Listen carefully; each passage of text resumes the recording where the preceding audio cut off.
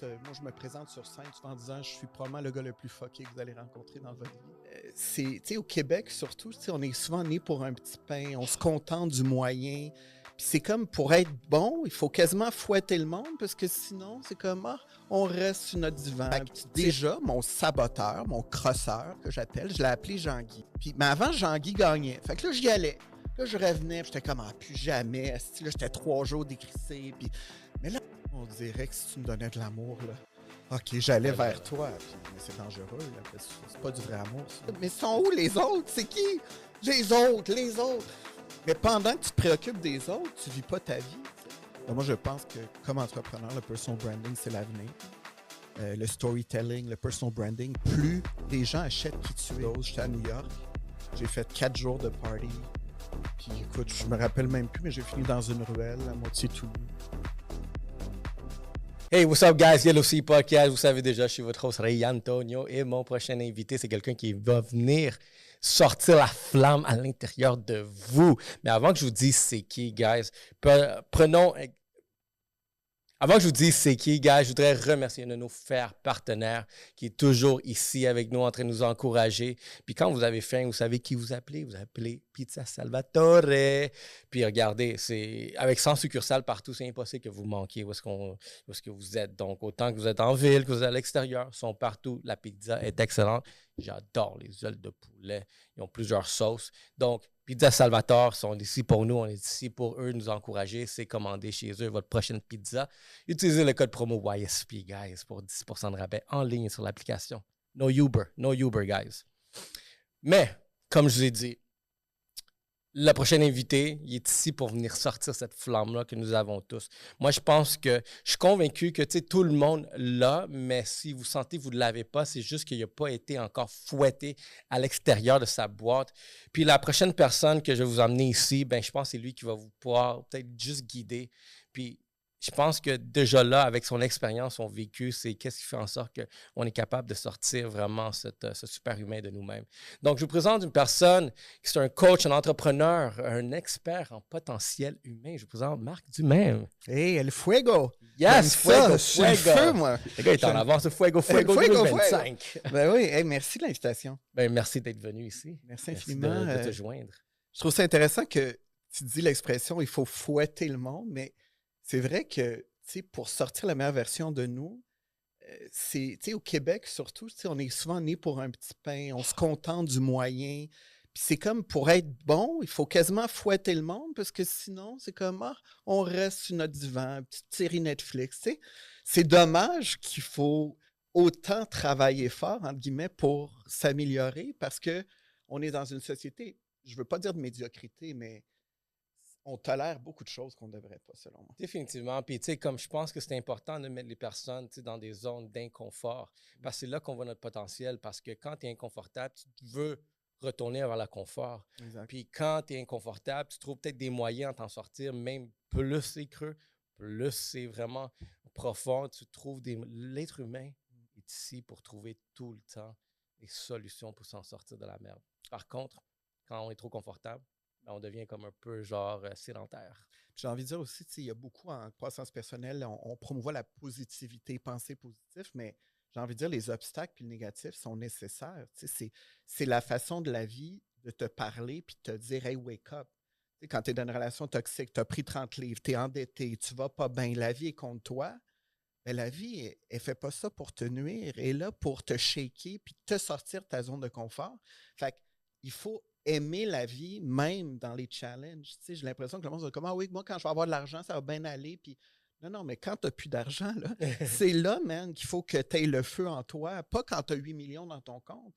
Fait que moi, j'aime la vie, puis je suis un survivant de tellement d'obstacles. Mais aujourd'hui, les gens me disent des fois, tu sais, as-tu des moments dans ta vie que tu regrettes? Mais non, parce que je ne serais pas l'homme que je suis si je n'avais pas toute cette merde que j'ai vécue. Donc, aujourd'hui, à chaque fois que j'ai un obstacle, je dis merci.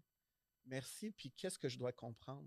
J'accueille l'obstacle aujourd'hui comme le plus beau cadeau. C'est bon, ça. Je pense que ça aussi, j'ai fait cette illumination, je pourrais dire, dans mon parcours, où est-ce que j'ai réalisé que j'avançais beaucoup plus rapidement quand j'étais confronté vers des défis, où est-ce que j'avais pas de réponse, où est-ce que j'étais dans l'adversité. Puis à un moment donné, je me suis dit, hey, laisse-moi peut-être provoquer un moment où est-ce que d'inconfort, où est-ce que je vais faire des erreurs. Parce que quand je fais des erreurs, j'apprends. Si j'apprends, je suis capable de me soulever puis trouver vraiment des solutions beaucoup plus rapides. Puis à un moment donné, juste par exprès, tu sais quoi? Par exemple, je prends un exemple très banal, tu sais, vraiment que je pense beaucoup de jeunes hommes peuvent vivre. C'est la peur d'approcher une fille, par exemple, tu sais, parce que tu as peur du rejet. Fait qu'à un moment donné, je me dis, tu sais, la meilleure façon de peut-être trouver quelle approche fonctionne avec une fille, par exemple, ben, c'est d'avoir trouvé les façons qui ne fonctionnent pas. Mhm. Fait que tu vas essayer ce punchline, tu vas essayer ce punchline, tu vas essayer ce punchline jusqu'à temps que tu te rends compte, ah, celle-là, elle m'a écouté. Je l'ai fait rire, elle m'a écouté, puis elle m'a donné son numéro, puis maintenant, on s'en va à une date, par exemple. Et là, tu apportes un point que ça fait 15 ans, c'est un de mes focus en coaching. Parce que quand les gens viennent me voir, tu dis, je me mets beaucoup de pression en mettant avec les filles ou dans l'entrepreneuriat. Mais pourquoi on se met autant de pression? Parce qu'on manque de confiance. Si tu as 100% confiance en toi, tu es prête à avoir un rejet ou tu es prête à tout faire pour avoir la fille ou avoir la business. Mhm. Fait qu'à un moment donné, tu sais, d'être là, puis de prendre des livres, puis tu sais, des fois, le monde, on est tellement dans des games que c'est épuisant, puis là, on est comme, ouais, mais plus tu vas développer ta confiance, plus à un moment donné, le rejet te fait plus peur. Parce que si c'est la bonne, là, crois-moi qu'elle va être avec toi. Puis si c'est pas la bonne, t'es bien mieux justement de dire OK, you know what, va voir un autre. Mais l'ego puis la performance, comme ah non, faut tout closer. C'est ah ouais, puis là on est fier. Mais c'est dangereux ça. Parce que souvent, on va se prouver. Tu sais, puis là, t'es comme, ah ouais, là, si je l'ai, je suis quelqu'un. Mais t'es pas quelqu'un parce que tu l'as closé. Ça fait toi pareil un trou de cul si t'es pas bien dans toi, Mais tu sais. oui. Fait que, tu sais, c'est intéressant, tu sais, tout faire. Mais tu sais, je pense qu'on parle pas assez de confiance en soi. Puis, tu sais, dernièrement, sur les réseaux, justement, on parlait de ça avant, mais le monde essaie tellement de se prouver une valeur. Sauf qu'en arrière de ça, moi, je les coach. Puis, c'est des petits-enfants insécures, là. Puis, ils ont besoin d'une Lamborghini pour dire, moi, je suis un homme. Ou ils ont besoin d'avoir une belle fille à côté. Puis, mais ouais, mais c'est parce que quand la fille est plus là, puis la Lamborghini est plus là, t'es un nobody. T'es quoi, tu sais? Ouais. Fait que ta valeur, cultive-la, tu sais. Puis, l'extérieur ne pourra jamais t'amener ni une relation, ni l'argent, ni une job. Quand tu te regardes avec toi-même le matin, es-tu fier de la personne que tu es? Tu fais face à tes démons? Es-tu honnête? Es-tu humble? Es-tu capable de savoir que tu n'es ni plus ni moins que personne? L'humilité est la plus grande sagesse. Puis la vraie richesse. Les grands de ce monde que j'ai rencontrés qui ont bien de l'argent, là, ils n'ont même pas besoin d'avoir des Louis Vuitton. Tu ne saurais même pas qu'ils sont riches. Parce qu'ils n'ont même pas besoin. Ils sont comme, pourquoi je dirais que je suis riche? Il est riche!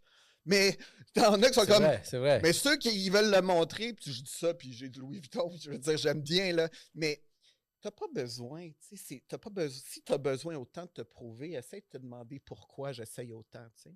Ouais, non, c'est le petit enfant en soi là, qui a Exact. peut-être jamais eu quelque chose de plus.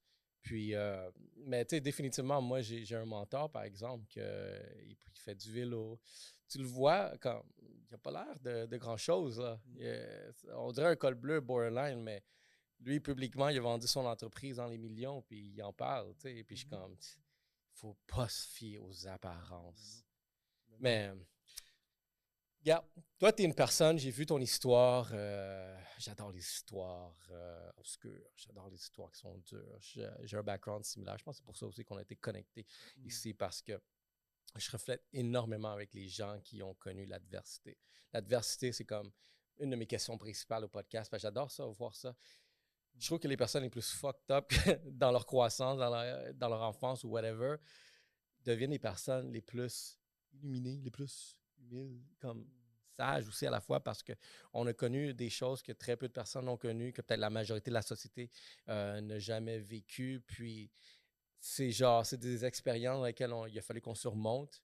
Puis quand on est capable de raconter cette histoire-là, d'autres personnes souhaitent peut-être, borderline souhaitent vouloir vivre quelque chose de similaire juste pour pouvoir raconter une histoire similaire, mais il y en a qui apprennent derrière ça. Fait que j'ai vu que tu as un énorme passé.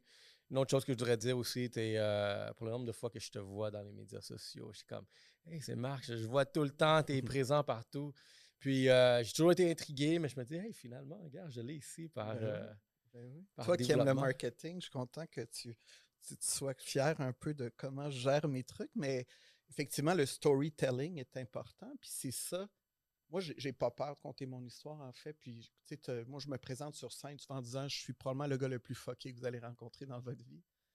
Mais à la fois, je suis le gars avec le plus grand cœur, puis le plus grand, la plus belle amour envers la vie, tu sais. Fait que, on est tous, je pense, fuckés un peu. Je sais pas toute ton histoire. Ce serait le fun que tu m'en parles. On va voir. On va en parler, mais oui, j'ai une histoire quand même assez incroyable, puis j'en suis fier, même s'il y a eu beaucoup d'épreuves. Tu sais. Ben, regarde, j'ai un segment ici que, tu sais, moi, c'est après avoir franchi un autre trou, les rock bottom de ce monde, je pense que j'en ai connu 4. Ouais, je pense que j'ai marqué mon 4e rock bottom. T'en as eu un récemment? Ouais, en 2023. C'était quoi?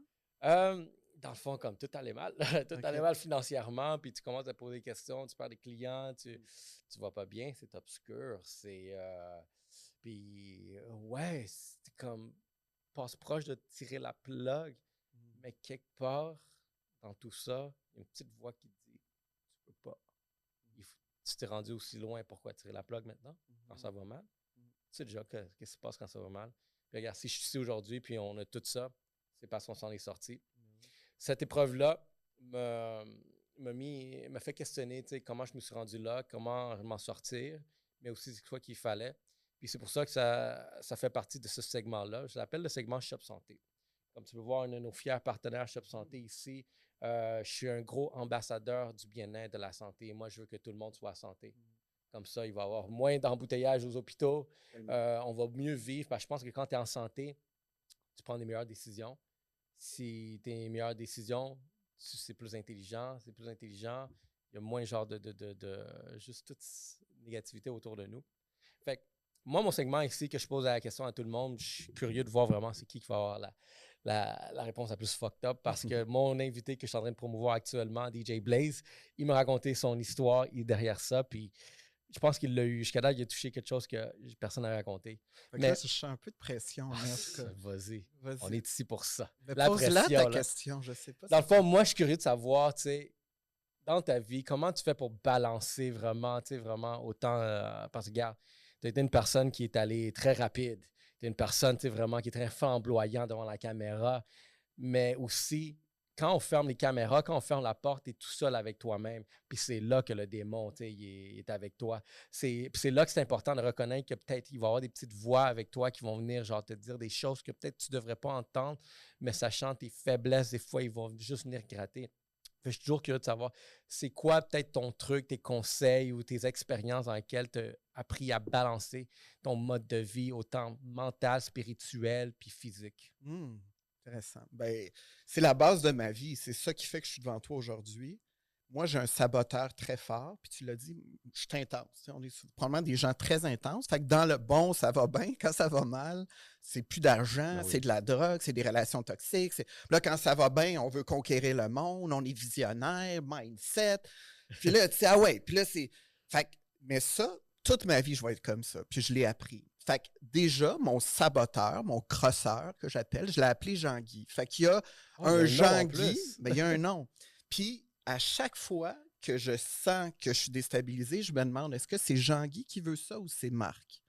Je vais te donner un exemple. Au début que j'ai commencé à coacher il y a 15 ans, ça a commencé assez gros, puis je travaillais fort. Puis là, le vendredi, j'étais comme ah, c'est bon, dans le temps, j'allais au stéréo, puis d'un after, puis j'avais 32 ans, puis là, j'étais comme, il me semble vendredi ou samedi, là, tu sais, là, petite pilule, là, puis là, il me semble que tu le mérites, puis là, en dedans, j'étais comme, OK, mais ça, c'est-tu Jean-Guy qui veut ou moi? Puis moi, j'étais comme, fuck, moi, je suis fatigué, là. Moi, j'irais me coucher, puis là, à un moment donné, mais avant, Jean-Guy gagnait, fait que là, j'y allais, puis là, je revenais, puis j'étais comme, ah, plus jamais, là, j'étais 3 jours décrissé, puis, mais là, après, puis à un moment donné, j'ai commencé à comprendre cette entité en moi qui prend le démon, qui prend le dessus.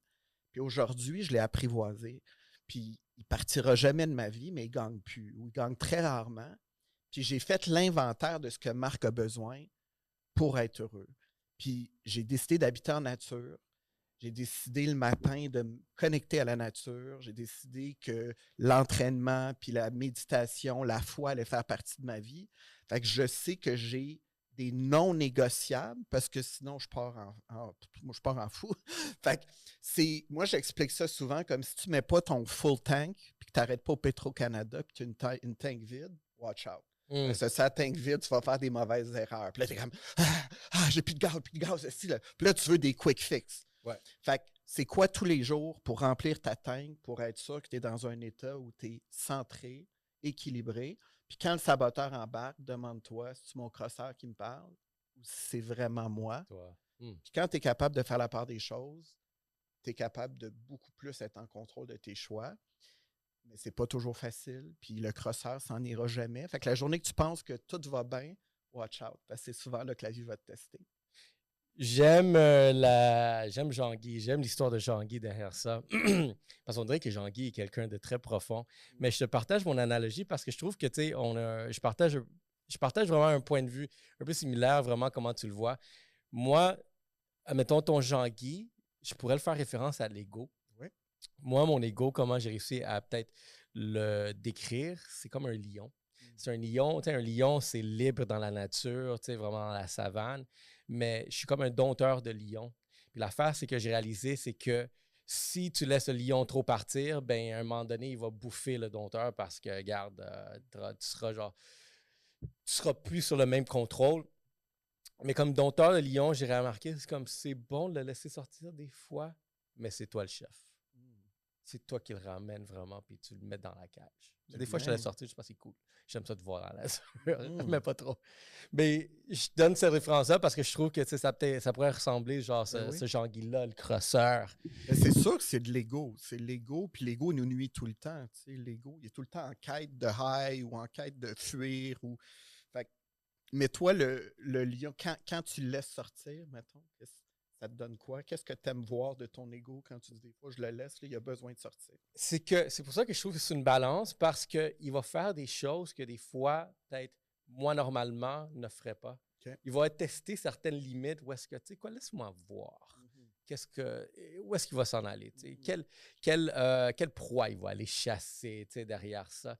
Mais l'affaire, c'est que le problème avec ce lion-là, par exemple, c'est que des fois, il va aller chasser des proies qui sont juste trop gros pour lui. Tu sais, un éléphant, par exemple.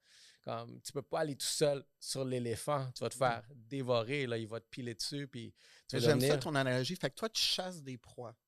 Je pense que oui. C'est tout le temps genre une nouvelle proie. Fait qu'à un moment donné... Ça représente quoi une proie? C'est, mettons, en affaires, c'est un client? C'est une fille? Oui, je suis marié, fait que je suis off ce sujet-là, mais une proie, ça pourrait peut-être une nouvelle business. Ça pourrait être un nouveau client. Ça peut être... c'est comme, c'est vraiment quelque chose que tu es comme inconnu, par exemple. Puis je pense une grosse proie où est-ce que j'ai eu un peu de la misère, ça revient au black box ici.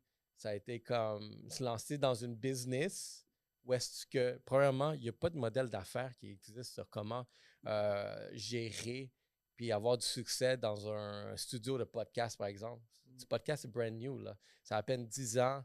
Et même ici au Québec, ça a genre à peu près, c'est ça, 10 ans d'ancienneté. Il n'y a personne qui peut te dire c'est quoi le modèle d'affaires de succès. Tu peux aller chercher un modèle d'affaires, comment faire émerveiller, admettons, une compagnie d'assurance. Tout le monde, il y a des entrepreneurs qui sont des experts dans ça, mais pas ce domaine-là. Fait que tu te lances dans ça. Je m'en vais chasser, admettons, une proie que personne n'a jamais voulu s'efforcer à chasser. Là, il faut que tu l'attaques, il faut que tu la contrôles, puis il faut que tu la ramènes à la maison, que ça va te mettre de la nourriture dans le ventre. Puis je peux te dire que, tu sais quoi, après 3 ans d'essayer de la manipuler, mais encore là, après avoir revenu, parce que, comme je t'ai dit, en 2023, j'ai connu une période très difficile, puis ça, c'est là que peut-être le dompteur, il comme revient ici, parce que sinon, là, tu vas te faire bouffer. Là. Intéressant. Mais c'est intéressant aussi comment la vie, c'est des métaphores. Tu sais, toi, tu as vraiment, tu sais, il y a le lion, tu chasses, il y a des proies, il faut que tu la contrôles, il faut que tu l'attaches, il faut que tu... Tu sais, moi, tu vois, la vie, je l'aborde comme un jeu. Puis moi, je me dis tout le temps, c'est une pièce de théâtre. Tu sais. Puis moi, quand je prends l'avion, je nous regarde. Là, tu sais, quand tu prends l'avion, tu regarderas sur l'autoroute, on voit toutes les petites autos. Puis là, je me dis, on est comme toutes des puppets. Puis là, on croit notre pièce de théâtre. Puis là, tout le monde conduit, puis ils sont comme, il faut que j'aille en avant à mon rendez-vous. Puis... Mais dans le fond, on est comme tous dans une pièce de théâtre, puis on n'est même pas conscient qu'on est dans la pièce de théâtre, puis on prend ça au sérieux. Puis là, comme, ah là, j'ai plus d'argent. Ah là, après, OK, là, j'ai de l'argent. Mais dans le fond, si on était plus conscient, on jouerait plus. Mais tu sais, c'est comme si on est tellement des fois programmé Fait que moi, j'essaie vraiment de jouer, puis je, je vois ça vraiment comme justement chaque matin, c'est comme si je suis déjà dans ma pièce de théâtre. Moi, je me suis tout le temps vu au Centre Bell, puis je me programme. Moi, je suis beaucoup dans la manifestation. Et moi, la proie que je veux capter, c'est moi. Moi, en fait, moi, tant que moi, je suis en contrôle, les autres n'ont pas d'incidence. Le problème, c'est quand l'autre, il a besoin d'être dans ma pièce de théâtre, je suis dans la merde. Parce que si l'autre, il va pas comme je veux, ben, je suis plus performant. Fait que moi, je me suis beaucoup fié à aller chercher du monde pour m'aider, puis souvent, ils me décevaient. Fait qu'à un moment donné, je dis fuck it, là. Moi, là, si je suis le directeur, producteur, metteur en scène, puis acteur de ma pièce de théâtre, watch me. Puis depuis quelques années, c'est ce que je fais. Puis là, j'attire les bonnes personnes. Là, j'attire les bons producteurs. J'attire.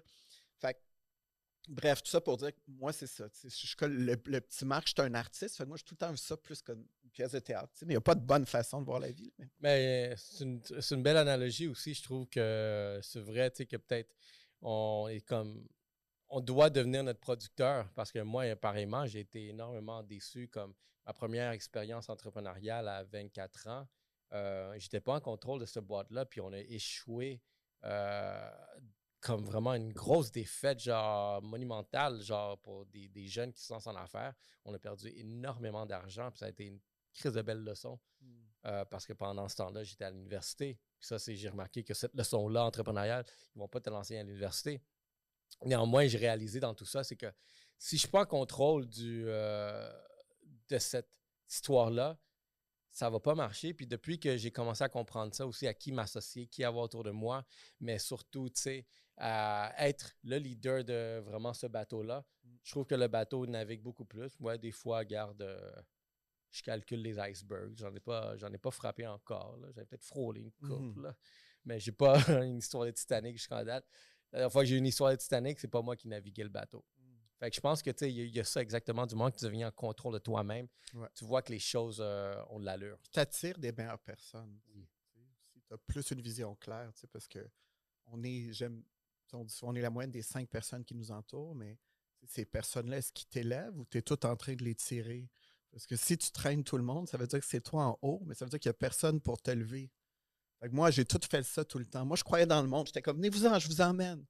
Parce que moi, j'étais fatigué. J'étais comme, moi, j'emmène tout le monde dans mes projets, mais il n'y a personne qui m'emmène plus loin. Alors que maintenant, j'essaie de trouver des gens plus hauts que moi.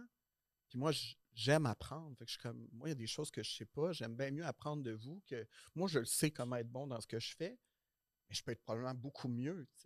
Donc, ça aussi, savoir d'être exigeant par rapport aux gens qu'on laisse rentrer dans notre vie parce que c'est un privilège.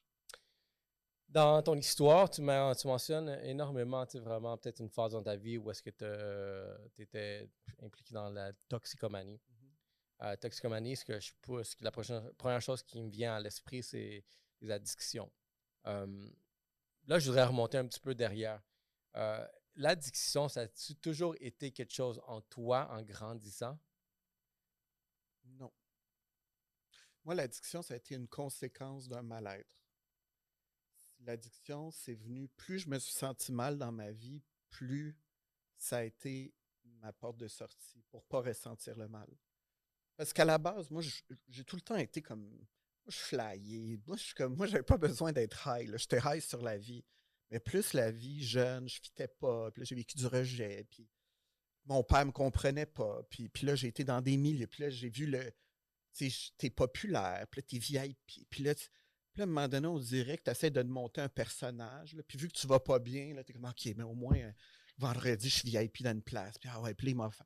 Puis à un moment donné, je me suis pris dans ce personnage-là qui était vraiment l'ego, justement. Puis j'essayais de me donner de l'importance parce qu'en dedans, je maïssais. T'sais. Fait que la toxicomanie, pour moi, c'est. Tu sais, je sais que pour certains là, qui font les mouvements, c'est comme une maladie. Moi, j'ai senti que c'était plutôt un symptôme à quelque chose. Parce que quand je suis heureux, j'ai vraiment pas envie de consommer. J'aurais jamais. J'ai pas envie de boire un verre chez nous. Des rails naturels. Ouais, je suis high naturel. Puis, tu sais, admettons, aussi, parce que je suis toujours curieux de voir vraiment comment les personnes grandissent, qui ils sont. Tu étais quel type d'enfant à l'école? Ben, j'étais celui que je suis aujourd'hui. Fait que là, maintenant, je me permets sur les réseaux, puis je déconne, puis Mais moi, j'étais lui. Là. Je faisais des spectacles dans mon sol. Puis là, j'allais chercher tout le monde. Puis j'avais des idées. Puis, tu sais, j'étais comme. Moi, j'étais toute pure. Le J'étais centre de l'attention, leader. on pourrait Oui, dire. tout le temps. Tu OK. sais, ouais. Jusqu'à temps, tu sais, ma mère, elle s'est tuée mon père à 9 ans. J'ai vécu un gros obstacle. Puis là, j'ai réalisé que la vie, c'était peut-être pas aussi facile que je pensais. Puis avec le temps, tu sais, tu vieillis. Puis là, j'avais sauté une année au primaire. Fait que j'étais arrivé au secondaire, j'avais 11 ans. J'étais comme le petit gars. J'étais pas capable de lancer la balle. J'avais pas de poils. Là. Fait que j'ai été comme vraiment. Puis j'étais personnel. Tu sais, je faisais du théâtre. Tu sais, fait que j'étais comme. J'étais pas le cool. Là. Fait que là, ça a commencé. Tu sais, ma mère malade, je suis rejeté. Là, je regarde les coups. Là. Mais en même temps, tu sais, je faisais ma place, mais ça a créé vraiment une blessure que j'ai toute ma vie essayé de combler. Je suis devenu un quêteux d'amour. Tu sais. On dirait que si tu me donnais de l'amour, là, OK, j'allais T'étais là, vers là. toi, mais c'est dangereux, là, parce que c'est pas du vrai amour, souvent. As-tu eu des relations amoureuses ou est-ce que peut-être la femme, elle te donnait énormément d'affection, que tu recherchais, que tu étais en manque, mais qui s'est peut-être transformé en manipulation? Mais moi, en fait, dès 17-18 ans, c'était pas juste les femmes, c'était les gars, c'était tout. Moi, j'ai été où il y avait de l'amour. Fait que je suis tombé dans les parties de sexe. Je suis parti à travers la sexualité. Moi, j'allais où on me donnait de l'amour. Fait qu'il n'y OK. avait plus de limites. Tu sais. Moi, j'ai été loin, justement, puis j'ai pas connu des relations saines. Parce que moi, dans le fond, j'étais dépendant. Fait que, tu sais, du moment, tu sais, j'ai été mannequin aussi. Fait que, tu sais, c'est un milieu très corrompu. Il y a beaucoup de. Fait que pour faire ton chemin, tu couches avec le monde. Tu sais, tu vas dans un party, là, finalement, il y a des orgies. Fait que, tu sais, autant j'ai été toxicomane que le sexe aussi est devenu une drogue pour moi, pour me faire aimer. Ça, Ouais. c'était dans tes débuts vingtaine, Même jeune, là, tu sais, 16, encore plus? 17, 20. Puis même à 25 ans, je suis parti à New York. Puis là, j'ai été même dans les bars. Tu sais, moi, même à vingtaine aussi, ça a été l'espèce de sex, drug and rock and roll, là, la vie de fou. En même temps, tu sais, aujourd'hui, mes clients disent, tu peux pas me juger parce que c'est ça que tu as fait pire, tu sais. Aujourd'hui, j'ai côtoyé, tu sais, j'étais dans des jets privés, dans des parties au Brésil. Tu sais, j'ai vu aussi, là, tu sais, on regarde Puff Daddy, on est étonné de voir, hein, le gars qui couche avec des gars, des filles, c'est ça. Mais c'est parce que hey, tu vas-tant à Hollywood, là, tu vas voir les parties, là, tu signes des contrats avant de rentrer dans le party, puis tout est permis. Là, tu sais. À New York, là, il y a des clubs privés à 80 000 par année, là, les memberships, puis ils s'en passent. Là. Fait que moi, le fait d'avoir vu ça, ben aujourd'hui, on dirait que je suis comme, hey, moi, je suis tellement bien tout seul dans ma forêt, là, je cherche plus, tu sais, mais le monde, j'ai l'impression que les jeunes, ils écoutent les puffs, pas les puffs d'Ali, mais tu sais, les 50 cents, puis tu idéalises le life, tu sais, bro life, puis là, les gros chars, les filles. Mais mon Dieu, c'est un monde tellement toxique, tu sais, c'est dégueulasse. Je suis curieux de savoir, t'es quel âge? 45. OK. Ça me permet juste de voir vraiment, vraiment en ligne de temps, parce que moi aussi, je fais partie, je suis un petit peu plus jeune, mais aussi dans cette génération-là où est-ce que, admettons, les médias sociaux n'étaient pas présents. Fait Non. que toi, Il n'y a rien, au moins, fait que ça me protège. Il n'y a rien qui peut sortir de conneries que j'ai faites. Non, mais aujourd'hui. Cancel culture.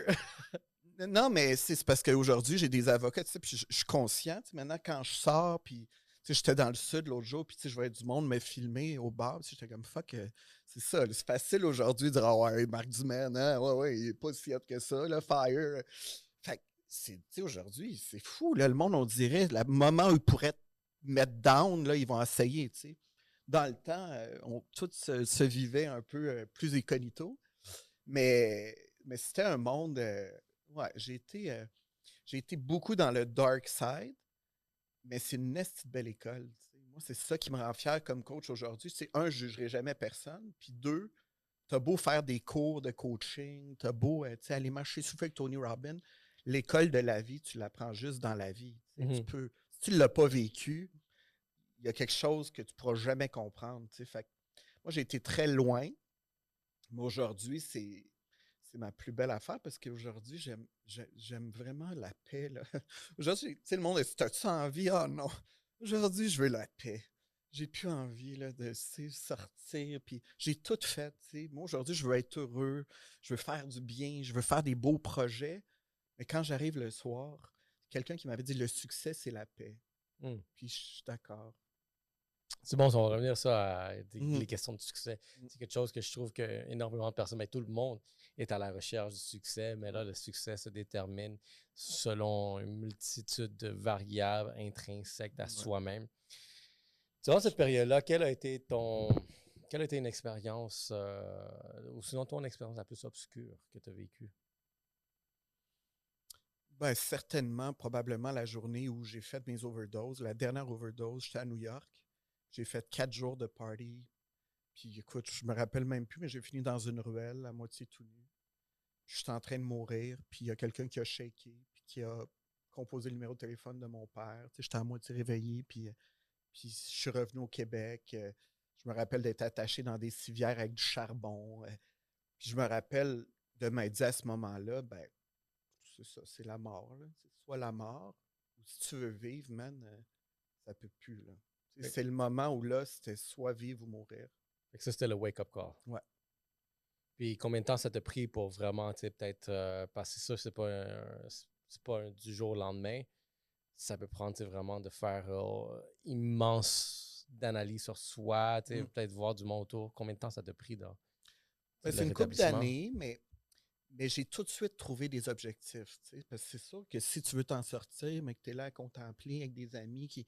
Fait que moi, j'avais déjà un bac, puis j'ai été au HEC. Moi, j'étais un nerd aussi, j'étais un intellect. Là, j'aime ça tout apprendre. Fait que j'ai demandé de faire un MBA. Puis ils ont ri de moi. Ils ne voulaient pas me prendre parce que c'était comme une cohorte select. Puis moi, j'ai fait venir le directeur. J'ai passé des tests d'intelligence. Finalement, ils m'ont pris. C'était une cohorte intensive. Fait que j'ai fait un master's en business d'1 an, en 1 an au lieu de 3. Fait que là, j'étais comme au moins, là, mon intensité, je l'ai mis sur un master's. Après, j'ai fait de la PNL, 1500 heures de PNL. Puis à travers ça, ben, c'est parce que ça me faisait cheminer. Tu sais, en PNL, ils nous avait dit, c'est quoi votre plus grand rêve? Puis moi, c'était bizarre. Je me rappellerai toujours, j'ai dit, ben moi, je vais être authentique. Je comprenais pas c'est quoi ça voulait dire, l'authenticité. Mm. Parce que j'étais tout le temps un personnage. Je suis comme, c'est quoi l'authenticité? Fait que, puis avec le temps, ben là, j'ai appris à découvrir qui j'étais parce que j'étais. Puis ils m'ont dit, c'est quoi ton don unique? J'étais comme, mon don unique, je ne sais pas. Puis à un moment donné, avec mon frère, que lui, il est un surfeur, il voyage le monde, tout tatoué. C'est de l'antithèse de moi, là, c'est un gars manuel. Il me dit, ben moi, je le sais, mon frère, c'est quoi ton don? Je crois, il dit, tu fais pleurer tout le monde. Il dit, à chaque fois qu'on est en vacances, les madames viennent te parler, puis ils pleurent toutes. Puis là, j'étais comme, il dit, c'est ça, c'est pas normal. Il dit, t'as de quoi? Puis là, j'ai dit, ben voyons, je dis, ben, j'ai dit, moi, ça a l'air que c'est ça. Puis on dit, penses-tu que tu peux gagner ta vie avec ça? Je dis, ben voyons donc, je peux pas gagner ma vie à parler de la vie puis faire broyer le monde. Ben oui, Chris, c'est ça que je fais. OK. Fait que finalement, ben, fait que pour m'en sortir, ben, je me suis mis des objectifs. Je savais pas ce que j'allais faire, mais j'ai été sur les bancs d'école, j'ai fait de la PNL, j'ai fait de l'introspection. Puis il y avait comme une flamme qui se rallumait, là, qui était éteinte à cause de la drogue. Puis avec le temps, ben, c'est sûr que quand tu as des objectifs, à un moment donné, ça devient plus fort que l'ego ou la dépendance, dans mon cas en tout cas. Pendant cette période-là, voyais-tu des influences vers, ou peut-être des potentielles rechutes vers, tu sais, peut-être certains Ben oui, moments tout le temps, mémorables? tout le temps. Il revient, ah, genre, OK, Ah, puis c'est je suis vrai. retourné, puis j'ai refait des conneries, puis même au début du coaching, j'ai wipé sur le GH. Écoute, je commençais Oh ma shit. business, puis je me suis réveillé encore à l'urgence. Puis là, il était comme, monsieur, vous faites quoi? J'étais le coach de vie. Là, tout le monde part à rire. Il était comme, ah! Écoute, Crevé, après, là, coach de j'étais vie. comme, ça n'a pas d'allure. Là, je commence. Fait que j'en ai fait au début. Là, c'était pas. C'est ça, il y en a eu des rechutes.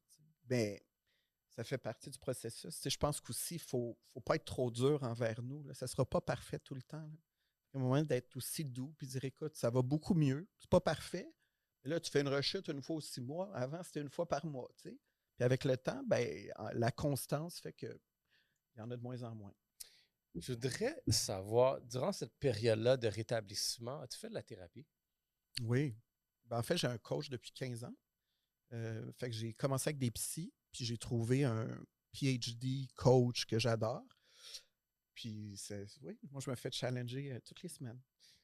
On va le voir d'un point de vue, tu sais, homme, par exemple, plus pour nous les hommes, par exemple. Je trouve qu'il y a un tabou derrière la thérapie, que peu à peu on commence à en sortir. Même moi, des fois, genre, j'ai eu des personnes qui m'ont dit, tu devrais aller voir quelqu'un spécialiste. Mhm. Parler dans un podcast, c'est pas assez. Ouais. Toi, le podcast, c'est une thérapie. Tu te dis, on va faire un podcast. Ben ouais. C'est la Fuck les thérapie des thérapies. hommes, ça. Ben ouais. On fait un podcast. Ben ouais. T'as envie de parler quelque chose, on va parler devant la caméra, puis on publie devant tout le monde. Puis si j'ai honte, j'ai honte. J'écoutais même ton podcast. Tu disais, oh, oui, moi, j'ai un char électrique. Puis le monde m'a dit, je suis gay, il faut que je mette une jupe. Comme moi, hein, t'es ça, le monde autour de toi. C'est ça qu'ils vont dire, va pas te faire quoi, va pas te faire thérapiser, c'est gay. Ah non, puis regarde, j'ai reçu même hier encore là un autre post, genre un de mes amis qui m'envoie des costumes d'Halloween de quelqu'un qui conduit une EV. Je suis comme, yeah, sure. Bon. Mais Ouais, fait que la thérapie. je trouve que tu sais, il y a un tabou derrière ça, puis on n'en parle pas assez. Puis je me dis, comme tu sais, je serais curieux de voir vraiment si toi tu le fais, puis comment tu le vois, comment tu vois cette expérience-là pourrait comme améliorer énormément d'hommes comme nous que peut-être à cause peut-être des points de vue culturels ou juste genre vraiment de cette masculinité où est-ce qu'on dit comme non, j'en ai pas de besoin, mais tu sais, dans le fond, on a tout besoin. Ben, c'est clair. Je pense qu'encore une fois, l'humilité, quelqu'un qui dit qu'il n'en a pas besoin, moi, je suis comme, OK, ben, je suis pas sûr qu'on peut être amis. Tu sais, si tu penses que tu n'as pas besoin d'aide, c'est comme, fait que t'es Dieu sur terre, toi, t'as pas besoin. Tu sais, tout le monde a besoin d'aide dans le sens où, tu parlais de, tu sais, ce soit le fitness, c'était comme, ben, il y a ProShop, il faut qu'il m'aide. J'ai des greens, j'ai un entraîneur. Je disais, tous les athlètes olympiques, tu ne peux pas aller aux Olympiques, pas de coach. Il n'y a pas un joueur de hockey qui dit non, moi, pas besoin de coach. Moi, je joue au hockey, je suis bon. Tout le monde, c'est accepté. Les grands hommes d'affaires ont des coachs. Mais le monde, monsieur, madame, tout le monde a 50 000 par année. Non, moi, je suis correct. Je sais tout gérer mes finances, je sais tout dans la vie. Voyons donc. T'sais, on a des angles morts. T'sais, on n'est pas tous conscients. On est dicté à 5% conscient. Le reste, c'est l'inconscient. Fait que nos blessures, nos traumas, notre ego, on le voit pas. Là. Pourquoi tu penses que ça attire des relations toxiques? Tout le temps que des folles.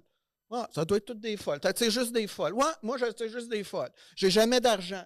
Si l'argent me brûle des mains, pourquoi? Je sais pas. Hein, moi, l'argent, je fais de l'argent. C'est pas de ma faute. Pas besoin d'aide. Puis à un moment donné, ben, le coach, il est là pour te montrer ce que tu ne vois pas. Tu sais, moi, j'adhère moins à, tu sais, je sais que tu as eu les mâles alpha. Moi, je trouve que ce qui est dangereux, c'est d'imposer une culture. Tu sais, je ne dis pas, tu peux prendre la culture que tu veux. Moi, mon coach, je ne veux pas qu'il me dise, c'est comme ça qu'il faut que tu sois. Moi, il faut que je trouve. Tu sais, le coach est là pour te questionner, dire, ben, comment tu te sens? Puis, qu'est-ce qui fait que tu as fait ce choix-là? Puis, pourquoi tu as dit qu'à ton lion, il fallait qu'il sorte? Ah ouais, tu voulais chasser une proie, parle-moi-en. Puis les proies, ça marche-tu? Puis là, à un moment donné, t'es comme Chris, pourquoi je chasse des proies tout le temps? Puis des fois, tu vas peut-être dire, ben peut-être j'ai envie de changer, peut-être que non. Mais quand tu sors de là, il t'amène à des zones qu'à un moment donné, c'est de même, il t'avance, tu sais.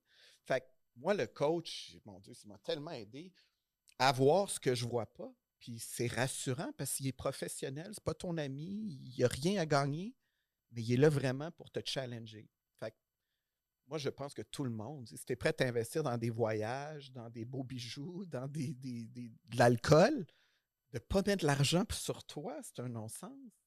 Tu mérites un coach qui va t'amener à un autre niveau. Moi, mon coach, là, quand j'ai un coach au gym, je vais bien plus loin que tout seul. Moi, tout seul, je suis capable, mais le coach, c'est qui me fait chier. Il est comme, non seulement il faut que j'y aille parce qu'il m'attend, mais il m'amène à faire des affaires que je ne fais pas. Fait que, comme entrepreneur, si tu n'as pas un coach, selon moi, tu passes à côté probablement de 50% de potentiel à exploiter. C'est quel genre de coach, tu sais, dans ton cas? Est-ce que tu te considères un coach de vie ou c'est. J'aime pas le terme coach de vie, mais c'est pour ça qu'on dit expert en potentiel humain. Moi, je suis pas moi, j'adhère pas à Grant Cardone. Puis tout le 10 times more, là. T'sais, ils ont tout 10 times more, ils ont une bédaine, ils sont verts, ils dorment plus, 10 times more, 10 times more. Fait, à un moment donné, la performance, c'est correct. Si tu veux performer, il y a des coachs en marketing, toi, tu es bon en branding, mais moi, je suis un expert. Moi, c'est l'être. Fait que de trouver un coach comme entrepreneur qui va t'apprendre à mieux communiquer, à être un meilleur leader. Puis comme entrepreneur, ben, parler de ta relation amoureuse, parce que si ça va mal, ça influence le leader que tu es. Puis parler de comment tu gères ton stress, puis comment tu gères tes émotions, puis comment ça tu consommes dernièrement plus d'alcool. Puis là, écoute, c'est ça là, qui fait comme fuck, man. C'est vrai. Puis là, tu fais un plan de match avec. Fait que moi, je prône travailler l'être avant le faire. Après, fais ton plan d'affaires, fais ton plan marketing, fais des podcasts. Mais si tu es à moitié pas bien puis tu fais des podcasts, la business va être pas bien non plus, là, même si tu as le meilleur podcast. Ouais.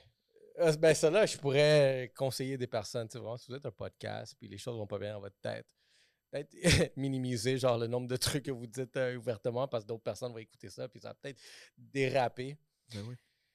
Dans toutes les personnes que tu dois avoir coachées, si je ne me trompe, tu en as vu des cas, des milliers. C'est quoi le.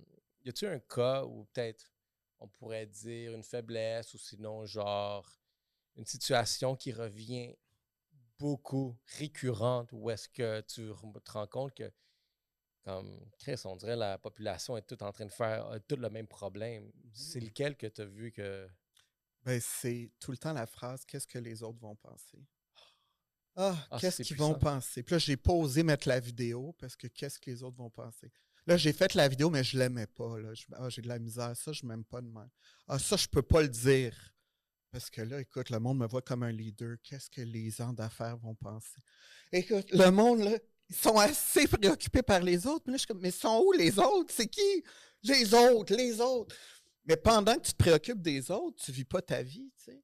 Fait que, un moment, puis ça, c'est de l'ego, c'est un manque d'estime. Fait qu'à un moment donné, tu n'oses jamais parler des vraies affaires. Tu penses que les autres vont aimer ça, fait que tu mets tel contenu, puis, mais c'est tout le temps en fonction des autres. Imagine si tu vivais pour toi. Les autres, ils ne viendront pas coucher le soir chez vous, puis ils ne vont pas te rassurer, puis, mais toi, il faut que tu sois ton meilleur allié. Fait que c'est ça tout le temps en coaching. Tu sais, le monde a assez peur de se faire juger, d'être rejeté. Et tu finis par rejeter tes propres rêves. Tu rejettes qui tu es en faisant ça. Fait que d'avoir la confiance illimitée ou d'être unshakable, c'est de dire ben, si les autres n'aiment pas ça, it's okay. J'ai pas besoin d'être aimé de tout le monde. Mais le public qui va m'aimer, eux autres, ils vont aimer ma vidéo. Mhm. Puis ceux qui n'aiment pas ça, ben, c'est mieux que justement qu'ils swipe. Je les veux pas. Fait qu'on faut pas être aimé de tout le monde. Puis moi, ça a été long que je comprenne ça, mais aujourd'hui, je comprends ceux qui m'aiment pas, puis je suis over the top, puis il y en a qui me jugent, puis c'est correct. Moi, je m'en fous aujourd'hui parce que moi, l'important, c'est que je fais ce que j'aime, puis il y en a qui aiment ça. Je me concentre sur eux, puis le reste, c'est correct. L'important, moi, je vais comment? Puis quand je fais quelque chose, ben, je suis en intégrité, je suis honnête, je suis vulnérable. Si le monde veut me juger après, ben, c'est leur droit. Mais moi, je vais avoir dit ma vérité. Après, ben, juge qui je suis. Mais si tu juges qui je suis, es-tu capable de te remettre en question? C'est facile de juger l'autre. Puis toi, es-tu un watcher d'estrade à rien faire sur ton divan? C'est facile. Check l'autre, check l'autre. Ben oui. Ben viens, esti de mouiller, toi aussi. Fait que moi, j'ai beaucoup de respect. Si tu es capable de te remettre en question, on va avoir une discussion. Mais si tu juges pour juger, sincèrement, je te souhaite le bonheur et de l'amour. Ah, ça, c'est 90% de la population, je trouve, qui regarde puis émettre énormément de jugements basés sur peut-être ton opinion, ta Oui. façon de faire les choses, tes Ton erreurs. apparence, comment tu t'habilles. Mais bon, c'est Mais bon, humain. ben, il faut un peuple pour. Ben oui. Là, je voudrais savoir, avec tu sais, vraiment ce que je vois de toi dans les médias sociaux, il y a une expertise derrière le branding que tu es en train d'émettre. Il y a du monde qui gravite vers toi. Il y a du monde, comme tu as mentionné, c'est pas tout le monde qui va être pour toi. Mais tu sais, tu as une sauce qui fonctionne pour toi. Comment tu vois genre le personal branding actuellement, euh, contrairement peut-être dans le passé où est-ce qu'il n'y avait pas de médias sociaux? Mm. Comment tu le mets de ton avantage? Ben, moi, je pense que comme entrepreneur, le personal branding, c'est l'avenir. Le storytelling, le personal branding, plus les gens achètent qui tu es. Fait qu'avant tout, moi, les gens n'achètent pas de coaching, ils n'achètent pas mes affaires, ils achètent moi avant. T'sais. Puis plus que tu es authentique, plus tu es vulnérable, selon moi, dans ton branding, plus tu vas avoir du succès.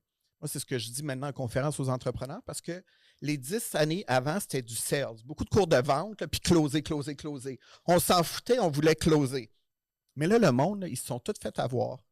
Ils ont acheté des formations qu'ils n'ont pas aimées. Ils se sont fait tellement comme gosser. Là, combien de spam on reçoit par jour? On n'arrête pas d'être bombardé de vendeurs de spam. Si tu es vrai authentique, tu deviens une denrée rare. Puis là, on est comme wow! Hey, toi, tu es un humain, you care? Yeah, I care. You don't need. Là, fait que le personal branding, pour moi, c'est ça, c'est d'être. C'est quoi ton avantage concurrentiel? Qu'est-ce que tu as envie d'émettre? C'est quoi l'histoire que tu as envie de compter? Puis plus tu mises là-dessus, ben plus que tu vas aller reach out. Parce qu'avec l'intelligence artificielle, tout ce qui s'en vient, il n'y a plus d'humains, Chris. On est tous des robots, tout se fait. Fait que c'est l'humain qui va me faire vivre des émotions. C'est lui qu'on achète. Tu as deux points que tu as mentionnés qui sont super intéressants. Premièrement, je l'avais mentionné dans un podcast aussi, où est-ce que qu'est-ce qui va te démarquer, c'est quoi ta valeur ajoutée. Puis dans un monde où est-ce que de créateurs de contenu actuels, où est-ce que tout le monde veut faire la même chose, lui qui va se démarquer, qui va être toujours présent quand AI va venir, c'est lui qui va être le plus authentique. Mais là, authentique, tu sais, en 2024, 2025, commence à me faire peur ce mot-là parce que je trouve qu'il commence à être saturé. Énormément de personnes l'utilisent, puis je trouve que le mot n'a plus la même valeur qu'elle avait peut-être au début de peut-être ce monde-là de médias sociaux, de créateurs de contenu. Puis, tu sais, moi, étant même dans ce domaine-là de créateur de contenu, de production, médias sociaux, web et tout ça, énormément de personnes le disent, mais je trouve que Mais comme c'est quoi alors, mettons? Qu'est-ce qui te bug ou qu'est-ce qu'on devrait aller vers quoi, mettons? parce qu'admettons, tout le monde le dit, parce que c'est qu'est-ce qu'on dit qu'il faut être, mais est-ce que Mais tu ils le sais font pas. vraiment exactement qu'est-ce que ça veut dire? Parce que des fois, je l'entends le dire de ta bouche que oui, l'authenticité, c'est super important.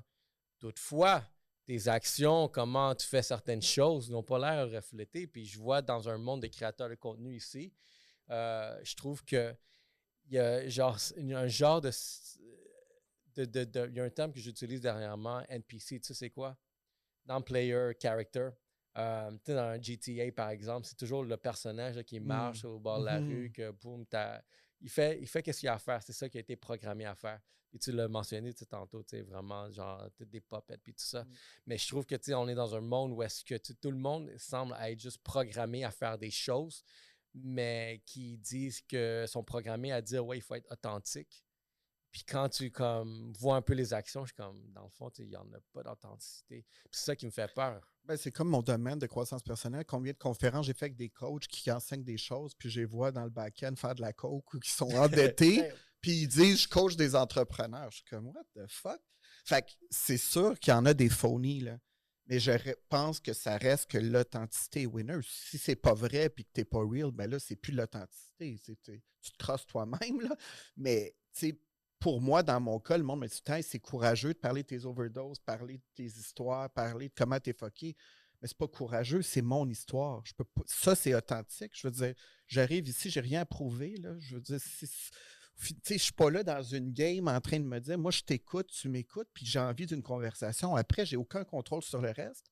Mais la plus belle chose que je peux t'offrir, c'est d'être Marc à 100%. Mhm. J'arrive Marc à 50%, puis l'autre, c'est un player, puis il marche à côté, ben écoute, on passe à côté, tu sais. Fait que moi, j'ai envie de dire aux gens, ceux qui ont peur d'être vraiment authentiques, ben, vous passez à côté de quelque chose parce que c'est là que les vraies choses se passent, tu sais. Puis moi, quand j'étais jeune, Céline Dion m'a beaucoup influencé parce qu'elle disait qu'elle voulait être la plus grande au monde. Puis on la jugeait beaucoup, tu sais. Mais elle restait authentique toute sa vie. Puis jusqu'à récemment, sur Prime Video, ta voix en train de faire des crises. Toutes ces Puis elle vulnérabilités, n'a ouais. plus de make-up et elle est là de même. Puis je suis comme, my God, qui se laisserait prendre? Imagines-tu le genre Mariah Carey ou Lady Gaga, mais elle là, est prête à dire, regarde, je vais vous montrer comment je ne vais pas bien. Ben, c'est pour ça que c'est la plus grande chanteuse au monde, puis qui était aux Olympiques devant 2 milliards de personnes. Cette fille-là, elle a accompli parce que c'est une des artistes les plus authentiques. Ça prouve que l'authenticité paye. C'est pas parfait, c'est pas Madonna, mais c'est qu'elle run son show. Là. Fait que moi, je Mais, prône, mais encore là, mais je trouve que c'est un bon exemple, le cas de Céline Dion. J'ai vu le documentaire, puis il y a quelque chose, je suis comme, oh wow. Justement, on voit la vraie personne derrière tout ça. Puis je pense que c'est justement ça que je veux plus prôner dans ce message-là. ouais, De si on va pousser l'authenticité, ce serait plus même de pousser les vulnérabilités.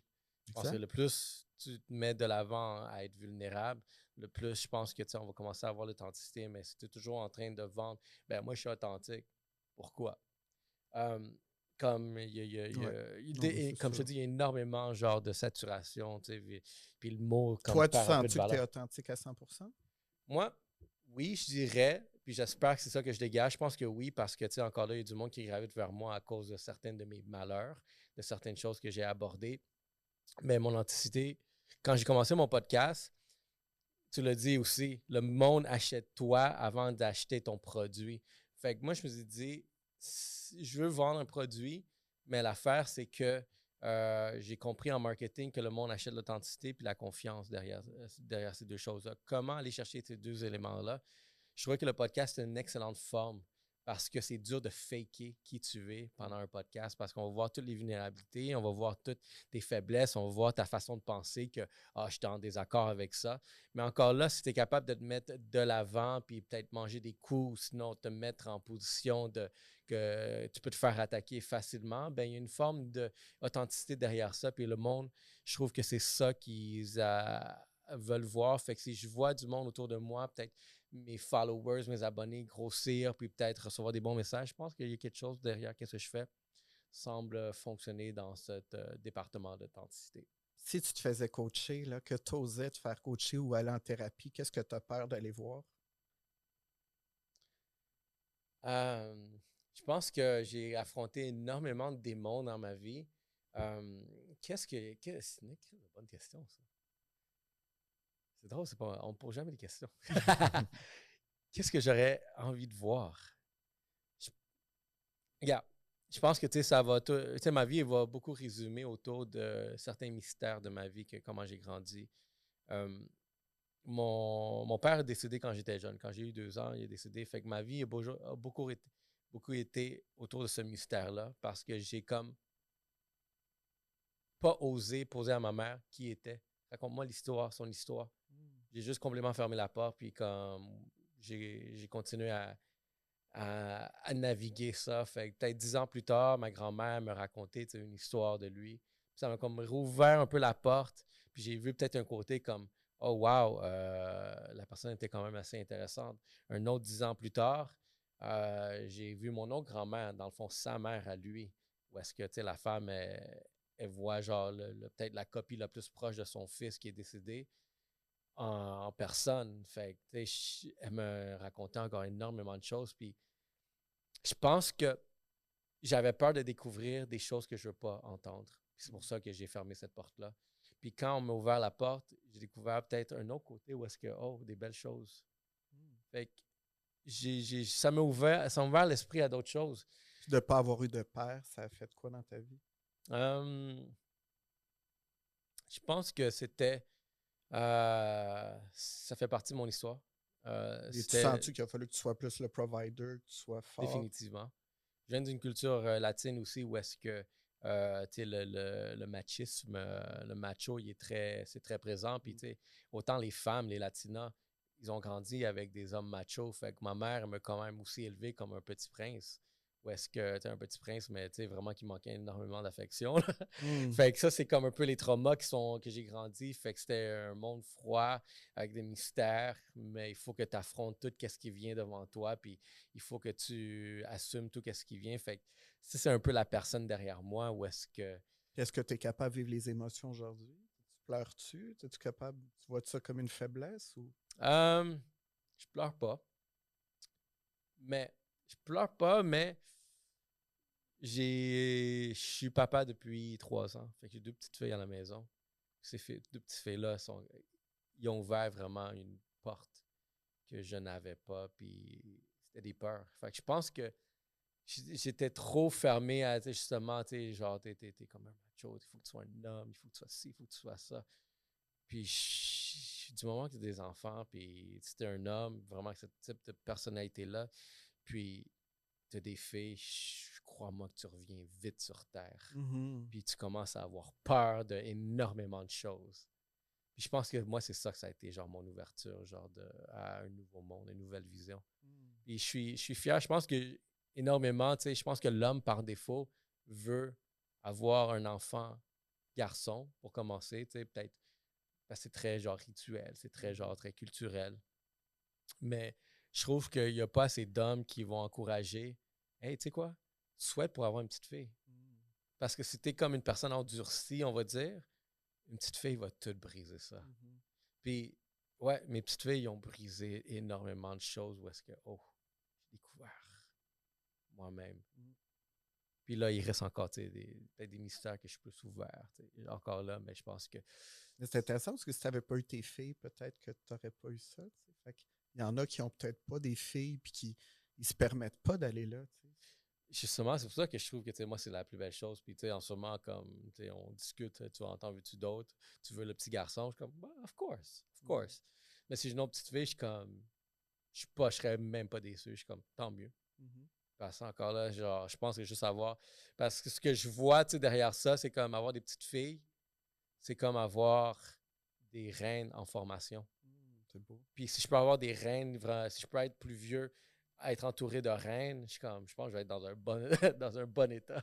C'est sûr. Parce que dans un jeu d'échecs, c'est quelle la pièce la plus forte? Je sais, je joue pas aux échecs, mais c'est la reine. C'est la C'est reine. la reine, oui. C'est elle qui bouge tout Vraiment. le plateau. Fait que j'en ai deux jusqu'à date. Mais c'est drôle parce que dans le discours alpha, c'est le roi, mais là, t'es en train de dire c'est la reine. Dans le discours alpha, ça dépend Comment qui tu trouves dit. ça, ce discours-là? C'est bon parce que je voulais même t'aborder ça. Moi, je pense que ça dépend de qui le dit, comment il va être interprété. Je te donne je te donne ma définition. C'est quoi un mâle alpha? Parce qu'aussi, regarde, tout le monde sait, je pense, rendu là, j'ai des relations avec Julien Bournival, puis Julien Bournival, ça a été vraiment l'attaque vraiment dans tout ce discours-là. Un mâle alpha, selon moi, premièrement, je trouve que c'est un chevalier qui protège sa patrie, son patrimoine. C'est un fils qui rend ses parents fiers. C'est un mari qui va rendre sa femme la plus belle au monde. C'est un père qui va enseigner des leçons sous forme de boîte à outils de la vie. Ça va être un ami, une personne de confiance que tu peux toujours te retourner, c'est déjà qui va toujours être là. Dans la population, c'est un homme modèle où est-ce que, oh, je veux être comme lui, je veux être inspiré par lui. Puis finalement, comme un homme alpha qui se regarde dans le miroir, c'est une personne qui est toujours à la recherche de la divinité, du sommet, de vraiment s'accomplir, puis qui ne va pas prendre un non comme une réponse finale. Fait que ça serait ma définition de mal. C'est quoi un mâle alpha? Je pense, je suis en désaccord dans certaines choses où est-ce que, tu sais, la femme reste à la maison. Fuck that, moi, je veux que ma femme aille travailler aussi. Là, ça fait plus de blé à la maison, on peut s'acheter plus de choses. C'est bon un homme qui se fasse payer des choses. Mais sinon, ça serait ça ma définition qui vient avec ça. Mais moi, tu vois, j'ai beaucoup de misère avec les cases. Puis quand on met des mots dans des boîtes, je trouve qu'il n'y a plus de place à autre chose. Fait que tu l'as dit, moi, je pense que tu sois un mâle alpha, pas alpha, femme, je sais pas trop, nous sommes tous appelés à être dans notre divinité. Moi, je pense que si tu es un être humain divin, tu n'as pas besoin d'un titre. Si tu es une bonne personne, peu importe que tu aies une femme ou pas de femme, ou ta job sur la terre, c'est briller, puis de t'élever, puis d'avoir une compréhension de toi-même, puis de ne pas être dans l'ego, puis de traiter l'autre comme un égal, puis d'être humble. Puis moi, quand j'entends ça, ce qui me fait peur, c'est ça. C'est comme s'il y en a qui disent ah ouais, c'est quasiment sectaire. Ah ouais, moi, cette secte-là, je l'aime. On va tout être là, pom, pom, pom, pom. Puis là, t'as l'autre comme moi, c'est pas ça. Puis au final, enlève les titres, là. Tu sais, tes filles, tu vas les aimer telles qu'ils sont. À un moment donné, tu vas pas les dire, il faut que tu sois de même. Puis, fait que moi, je trouve ça un peu dommage qu'il faut mettre des catégories puis des noms parce que là on comprend plus, là. Tu sais, c'est pas ça, t'es pas correct. Là, toi, c'est comme un peu ça, mais la femme, elle va. Moi, Ben, non, je pense que tu as touché le point. C'est exactement ça. C'est qu'on est dans une crise identitaire. Tout le monde veut trouver sa tribu. Parce qu'il y a énormément de personnes qui sont juste genre solitaires, sont indépendantes, puis ils essaient de trouver vraiment où est-ce que je vais fit dans tout ce puzzle-là social. Puis, ces dernières années, malheureusement, il y a eu trop de politique autour de certains groupes de personnes. Il fallait accepter un groupe là, un groupe ci.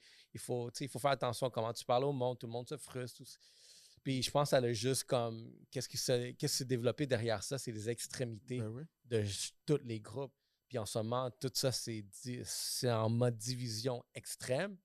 C'est tout en train de péter. Mais la bonne nouvelle, je pense qu'on est en train de retrouver une normalité. En tout cas, on en parle. Moi, j'aime bien mieux qu'on ait un discours là-dessus qu'on juge un et l'autre. Parce que là, c'est rendu qu'on pointe du doigt. Ouais. Ça arrive à rien. Là. On n'est même plus capable de s'entendre. Là, parce que le monde est sûr qu'ils ont la vérité. Là. C'est comme, t'as pas la vérité. Là. Si t'as la vérité, t'es Dieu. Là. Personne n'a la vérité, là. C'est que ta vérité. Mais si tu imposes ta vérité, écoute, pour moi, tu as un ego démesuré. T'sais. Moi, je dirais jamais aux gens que j'ai raison. C'est que mon point de vue, là, avec mon expérience, avec ma vision des choses. Mais je dirais jamais à un client, fais ça, puis suis ma méthode. Ma méthode, elle ne fonctionnera peut-être pas pour toi, mais trouve ta méthode. Fait que je pense que le devoir de chacun, c'est se questionner et dire qu'est-ce qui résonne pour moi? Pas de se faire gaver le cerveau avec des choses prédéterminées. C'est de même que tu dois être. C'est comme, my God, on n'est pas. C'est comme dans la religion, dans le temps, c'était de même. C'est comme, c'est ça, va au confessionnal le dimanche. Fait que je trouve qu'on recule des fois de certaines choses, mais au moins, on en parle. Puis j'espère qu'on va être capable de s'entendre plus et moins se juger. Tu sais. Ben, tu sais, moi, mon gros discours derrière ça, c'est de pouvoir en parler et non de devoir juger. Mm. Le plus qu'on va en parler, le plus on va comprendre le point de vue de l'autre. Et si on est assez mature, ben, hey, là, je comprends pourquoi tu penses comme ça. Exact. Dans le fond, tu as des traumas de marde Mm. qui rend qui tu es aujourd'hui. Mais regarde, je suis ton bord. On n'est pas. Mm. Parce que tu te rends compte que toutes les personnes qui ont des désaccords comme ça dans des extrémités, s'ils pouvaient juste avoir une conversation un à un, ils trouveraient tellement de choses en commun, Ben oui, plus qu'ils seraient en désaccord. tellement. J'aurais une dernière question pour toi. Quel conseil donnerais-tu à jeune Marc? Mm. Ben, c'est intéressant. Ça va être en lien avec ce qu'on vient de dire. Je dirais, ne te mets jamais dans des cases. Ne te fie jamais aux autres pour t'aimer. Ose tes rêves les plus fous. Et oublie jamais que la vie ne te laissera jamais tomber. La vie, c'est ton allié. Fais confiance au processus. Si tu te plantes, c'est pas la fin du monde. Puis tu ne pourras jamais plaire à tout le monde. Mais la seule personne à qui tu dois plaire, chaque soir quand tu te couches, c'est toi. Sois une bonne personne. Sois dans l'amour. Tu vas avoir une crise de belle vie. Wow, très touchant. Ça va être un clip. Eh bien, merci Marc. Merci Ça à fut un toi. plaisir de Merci ta présence. infiniment. Finalement, l'homme des médias sociaux que je Hey, vois est je suis ici. heureux. Merci. Belle rencontre. Mais merci beaucoup. Puis je pense que on en aura beaucoup plus à venir. Yes. Watch out. Ben yeah, vous avez compris, guys. Yellow Sea Podcast. Let's go.